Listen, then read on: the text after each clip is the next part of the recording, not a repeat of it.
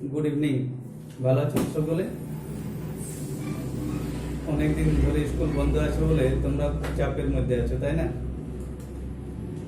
তো এই চাপ তোমাদের যেমন না, তোমরা যেমন চাপ অনুভব করছো, আমরাও চাপের মধ্যে আছি যে কবে আর আগের মতো স্কুল শুরু হবে। তো আজ এই চাপ কথাটা নিয়েই আমরা চাপ নিয়েই আলোচনা করব। যখন এক্সাম শুরু হয় তখন তোমরা খুব চাপের মধ্যে থাকো, আবার যখন রেজাল্ট বেরোনোর সময় চলে আসে তখন আমরা চাপের মধ্যে থাকি যে তোমাদের রেজাল্ট কেমন হবে এরকম করে একটা চাপের মধ্যে আমরা থাকি। এই চাপটাকে কি চাপ বলে? মানসিক চাপ। এটাকে আমরা পরিমাপ করতে পারি না, যে আমরা কতটা চাপের মধ্যে আছি এটা আমরা পরিমাপ করতে পারি না। কিন্তু আজকে তোমাদেরকে যে চাপ নিয়ে আলোচনা করব সেই চাপকে আমরা কিন্তু পরিমাপ করতে পারবো। তাহলে আজকে চাপ নিয়ে আলোচনা হবে, চাপের ধারণা। চাপের ধারণা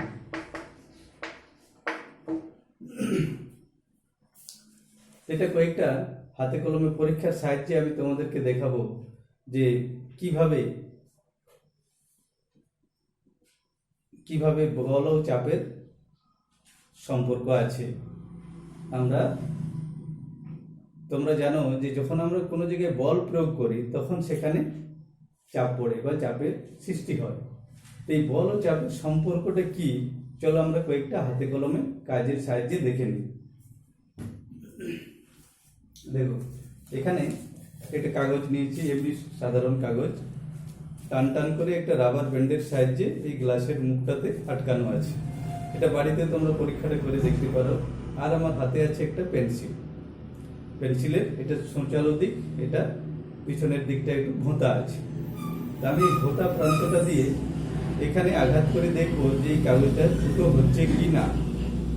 ভোঁতা প্রান্তটা দিয়ে এখানে আঘাত করছি, ফুটো হচ্ছে না। তাহলে ভোঁতা প্রান্তটা দিয়ে এখানে আঘাত করলে ফুটো হচ্ছে না। তোমরা হয়তো মনে করছো যে স্যার আপনি এটা আস্তে আঘাত করছেন না, আমি জোরেই আঘাত করছি কিন্তু ফুটো হলো না, তাই তো? এরপর দেখা যায় এই দিকটা দিয়ে আঘাত করলে কি হবে। আগে যেভাবে আমি যতটা জোরে বল প্রয়োগ করছিলাম ঠিক ততটা জোরেই আমি এদিক থেকে বল প্রয়োগ করার চেষ্টা করব। তাহলে এই দিক থেকে করলাম, তখন ফুটো হয়নি। এ যাবৎ আমরা দেখে এসেছি পেন্সিলটা দিয়ে বল প্রয়োগ করছি এখানে কাগজের উপর, ফুটো হচ্ছে না। এরপর এই দিক থেকে দেখছি কি হলো, ফুটো হয়ে গেছে। একবার আঘাত করেছি, একবারেই ফুটো হয়ে গেছে। আরেকটু ট্রাই করি। দেখো, যতবার করছি ততবারই এখানে ফুটো হয়ে যাচ্ছে। তাহলে আগে ফুটোগুলো হলো না কেন, কি মনে হয়? যখন পেন্সিলের ভোঁতা প্রান্ত দিয়ে এখানে বল প্রয়োগ করলাম ফুটো হলো না, কিন্তু উল্টো দিক থেকে যখন এখানে বল প্রয়োগ করা হচ্ছে তখন ফুটো হয়ে গেল। তাহলে এখানে এই ফুটো হওয়ার সঙ্গে এই পেন্সিলের দুটো প্রান্তের কিছু সম্পর্ক আছে, তাই তো? এই প্রান্তটা দিয়ে করছি তখন ফুটো হয়ে গেল, এই দিক থেকে করছি তখন হচ্ছে না।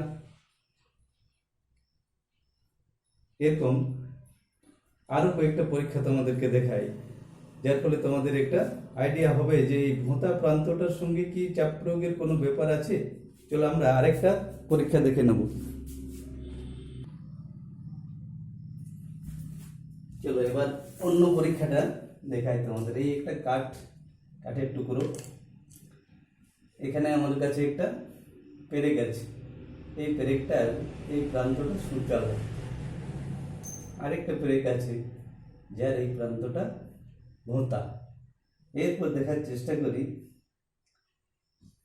এই ভোঁতা পেরেকটাকে এখানে লাগানোর চেষ্টা করি হাতুড়িটা দিয়ে। দেখো, এটা দিয়ে এখানে পেরেকটাকে আমি আটকাতে পারছি না, পেরেকটা ঢুকছে না কাঠের মধ্যে। এখানে হাতুড়ি দিয়ে আঘাত করলাম, অর্থাৎ বল প্রয়োগ করলাম, কিন্তু পেরেকটা এখানে ঢুকছে না। এবার চেষ্টা করি এই পেরেকটা দিয়ে। দেখো, পেরেকটা কাঠের মধ্যে আটকে গেল। অথচ এই পেরেকটা দিয়ে যখন চেষ্টা করলাম, আরেকটা পেরেক আছে আমার কাছে লম্বা মতো, এরও শেষ প্রান্তটা চৌড়া, এই পেরেকটার মতো সূচালো নয়। এটাকে লাগানোর চেষ্টা করি, বল প্রয়োগ হচ্ছে কিন্তু এটা এখানে কাঠের মধ্যে ঢুকছে না। আরেকবার এটা ঢোকানোর চেষ্টা করি, এটা কি হয় দেখো, বল প্রয়োগ করলেই একই বল প্রয়োগ করছি, প্রায় একই, কিন্তু এটা খুব সহজেই এখানে ঢুকে যাচ্ছে। এই পেরেকটা একই পেরেক, এখানেও আরেকবার দেখে নিই। তাহলে কি হলো, আমরা কি দেখলাম যে এই পেরেকটা এই কাঠের মধ্যে খুব সহজেই ঢুকে যাচ্ছে, অথচ এই পেরেক দুটো এই কাঠের মধ্যে আমি ঢুকাতে পারছি না, প্রায় প্রায় সম পরিমাণ বল প্রয়োগ করা সত্ত্বেও। তাহলে এ থেকে আমরা কি বলবো, যে এখানে যে চাপ পড়ছে সেই চাপটা নির্ভর করছে কি এই প্রান্তটার উপর, এই সঞ্চালো প্রান্তটার উপর। আগের যে পরীক্ষাটা দেখেছিলাম যেখানে কাগজের টুকরোটা ফুটো হয়ে যাচ্ছিল যখন পেন্সিলের সূচালো প্রান্তটা দিয়ে আঘাত করছিলাম, এখানেও দেখছি যে এটা হচ্ছে না। তাহলে এটা থেকে আমরা বলতে পারি যে কোনো জায়গায় যখন বল প্রয়োগ করা হয় তখন সেই অংশে যে চাপ সৃষ্টি হবে তার সঙ্গে ক্ষেত্রফলের সম্পর্ক আছে। এই ক্ষেত্রফলের সম্পর্কটা কেমন, যখন ক্ষেত্রফলটা বেড়ে যাচ্ছে, যখন এই যে পেরেকটার এই প্রান্তটা চৌড়া হয়ে যাচ্ছে অর্থাৎ এর ক্ষেত্রফল বেড়ে যাচ্ছে, তখন সেখানে চাপের পরিমাণ কমে যাচ্ছে। আর যখন এটা সূচালো হয়ে গেল অর্থাৎ এই ডগাটার ক্ষেত্রফল খুব কম, তাহলে ক্ষেত্রফল কম যখন হয়ে যাচ্ছে তখন চাপের পরিমাণ বাড়ছে বলেই পেরেকটা এখানে ঢুকে গেল, তাই তো? অর্থাৎ ক্ষেত্রফল যত কম হবে, বা আমরা অন্যরকম ভাবে বলতে পারি যে ক্ষেত্রফল যদি আমার ফিক্সড থাকে, স্থির থাকে, তাহলে যদি আমি কোনো জায়গার উপর বল প্রয়োগ করতে থাকি, যত বলের মান বাড়বে তত চাপের পরিমাণও বাড়বে। অর্থাৎ বল ও চাপ সমানুপাতে বাড়তে থাকবে যদি ক্ষেত্রফলটা আমার স্থির থাকে। তাহলে চাপ ও বলের সম্পর্কটা আমরা লিখে নিই।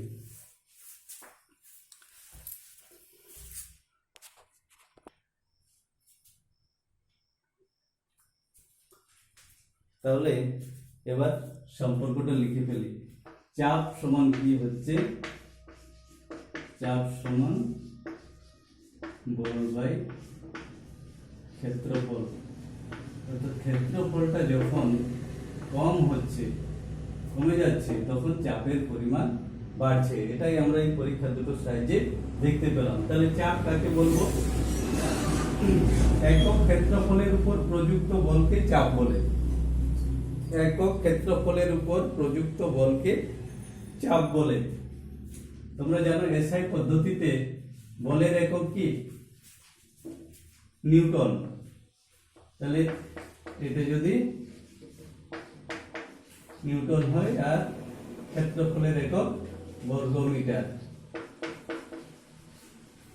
তাহলে চাপের এককটা কি হবে? নিউটন পার বর্গ মিটার। একে পাস্কাল বলা হয়, পাস্কাল, একে পাস্কাল বলা হয়। তাহলে এসআই পদ্ধতিতে চাপের একক হলো পাস্কাল, মনে রাখবে। আর এই পাস্কালের বড় একক হলো কিলো পাস্কাল, কিলো পাস্কাল। তাহলে এসআই পদ্ধতিতে চাপের একক আমরা কি পেলাম? পাস্কাল। এই পাস্কালের বড় একক হচ্ছে কিলো পাস্কাল। 1 কিলো পাস্কাল সমান হয় 1000 পাস্কাল। 1 কিলো পাস্কাল সমান হয় 1000 পাস্কাল। ঠিক আছে, তাহলে এই হলো এটা পাস্কাল। তাহলে এই হলো চাপের ধারণা। তাহলে আমরা কি দেখলাম যে ক্ষেত্রফল যত কম হবে সেখানে প্রযুক্ত চাপটার পরিমাণ বেশি হবে, তাই তো? ক্ষেত্রফল কমে গেলে চাপ সেখানে বাড়ছে। তাই এই নীতিটাকে প্রয়োগ করে আমরা বেশ কিছু দৈনন্দিন জীবনে ব্যবহার করি, এরকম কিছু যন্ত্রপাতি দেখি যেগুলোকে দেখা যায় যে ঠিক এই নীতিটাকে কাজে লাগিয়ে কিছু জিনিস তৈরি করা হয়েছে। তোমাদেরকে কয়েকটা আমি জিনিস দেখাই। তাহলে ওই যে দেখালাম যে একটা পেরেকটার দুটো পেরেক ছিল আমার কাছে। এই পেরেকটা সুচালক, পেরেকের শেষ প্রান্তটা সুচালক করা হয়, যার ফলে দেওয়াল বা কাঠের মধ্যে সহজেই যাতে পেরেকটা ঢুকতে পারে, তাই এই ক্ষেত্রফলটা কমানো হয়েছে। পেরেকের শেষ প্রান্তটা সুচালু হয়েছে। যদি পেরেকটা অন্যরকম হতো, অর্থাৎ এই ধরনের যে আমরা কিছু স্ক্রু দেখি যেখানটা ভোঁতা আছে, এটা কিন্তু দেওয়াল বা কাঠে ঢোকানোর উপযুক্ত নয়। এখানে হাতুড়ির সাহায্যে একে বল প্রয়োগ করে দেওয়াল বা কাঠের মধ্যে এটা ঢোকানো যাবে না। আমরা যে দৈনন্দিন জীবনে যে ছুরি ব্যবহার করি, দেখে এই ছুরিটা যে দিকটার ধারালো প্রান্ত এই দিকটা খুব পাতলা আছে, অর্থাৎ এর ক্ষেত্রফলটা কম আছে, তাই এটা দিয়ে কোনো কিছুকে যখন কাটা হয় তখন খুব সহজেই আমরা কোনো জিনিসকে কাটতে পারি, যেহেতু এই ক্ষেত্রফলটা কম থাকার কারণে বল প্রয়োগ করলে সেখানে প্রযুক্ত চাপটা বেশি হয়। তাহলে এই নীতিকে প্রয়োগ করে আমরা বিভিন্ন ধরনের যে ছুরি ব্যবহার করি, সব ছুরির আকৃতি যেমনই হোক, দেখবে ধারালো প্রান্তটা কিন্তু খুব সূচালো হয়। আরো কয়েকটা জিনিস দেখাই। এটা কি? এটা ছুঁচ। এই ছুঁচটা এই প্রান্তটা কি আছে, ডগাটা খুবই সূক্ষ্ম সূচালো করা হয়েছে। কেন?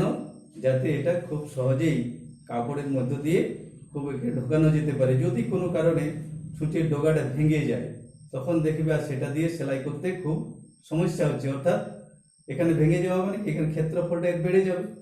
ক্ষেত্রফল যদি বাড়ে তাহলে তখন কি হবে? বল প্রয়োগ করলে চাপটা কম হয়ে যাবে। তাই এই নীতিকে প্রয়োগ করে আমরা দৈনন্দিন জীবনে যে সমস্ত এই জিনিসগুলো ব্যবহার করছি, এই নীতিটাকে কাজে লাগানো হয়েছে। আরেকটা আমার কাছে আছে একটা সেফটি পিন। এটা আমরা দেখেছি, সেফটি পিনের শেষ প্রান্তটা ছোঁচালো হয়, যার ফলে এটা আমরা কখনো জামা বা কাপড়ের গায়ে যখন লাগাই, এটা খুব সহজেই ফুটো করতে পারছি। যদি এটা এই প্রান্তটা সূচালো না হয়ে ভোঁতা হতো, তাহলে কিন্তু এখানে আমি এটা খুব সহজে আটকাতে পারতাম না, তাই না? তাহলে চাপের সঙ্গে ক্ষেত্রফলের যে সম্পর্ক, সেটা তোমরা বুঝতে পারলে। তাহলে এই নীতিকে প্রয়োগ করে এরকম কিছু জিনিস আমরা দৈনন্দিন জীবনে ব্যবহার করি। আজকে এখানে থাক, আগামী দিনে আরো কিছু পরীক্ষা তোমাদেরকে দেখাবো।